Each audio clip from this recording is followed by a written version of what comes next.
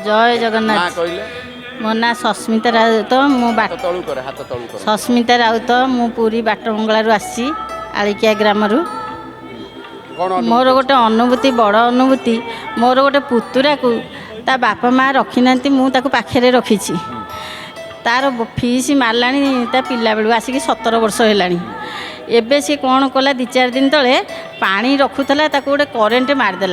मारिदेला बोली आम दांड दुआरे बसलु दूर किना सुगिला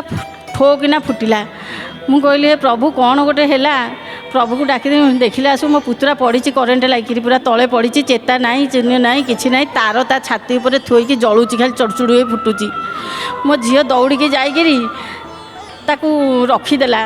करेन्ट टाक बंद कर देकरी ताकू रखीदेकरी हे बो कौन है बोली कांदी बोबेकरी सी पड़ी सेमतिका मुझे पार्टी हाथ पुरेला सब आखि डोला नेउटी देछि पास बस से करेन्ट मारी मुझे मुझे पार्टी हाथ पुरे देकरी पार्टी पानी दौची मुझे जानीपार तापुरे जाकरी करेन्ट लगिदेला